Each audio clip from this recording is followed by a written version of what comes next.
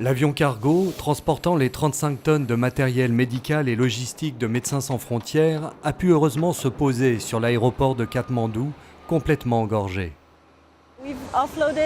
On a déchargé 23 palettes d'équipements médicaux, de médicaments et de matériel logistique.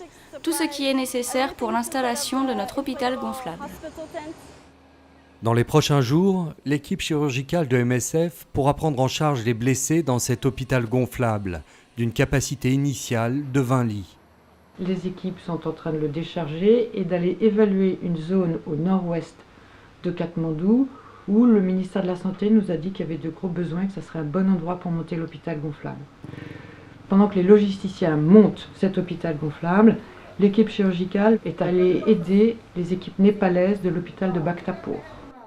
Ce matin, dans cet hôpital de Bhaktapur, nous avons eu à prendre en charge un patient qui a subi une fasciotomie, une avec délabrement du tissu mou et un autre avec brûlure de 2 membres inférieurs, plus main.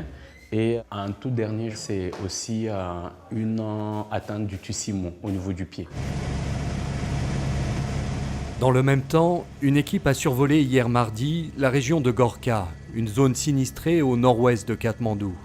Sur les 65 villages survolés, elle en a vu 45 détruits totalement ou partiellement.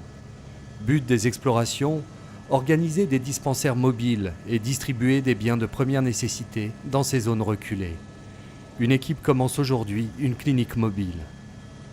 Aujourd'hui, Katmandou, Bhaktapur sont des zones facilement atteignables. Les petits villages de la montagne qui ont été détruits ou même des villes plus importantes sont extrêmement difficiles d'accès. Certains, c'est uniquement par hélicoptère. D'autres, il faut marcher pendant 7 heures avant de pouvoir les joindre. Donc, avec le ministère de la Santé, on a plutôt décidé d'aller voir en périphérie et pas dans les grosses villes, là où on pourrait apporter notre aide.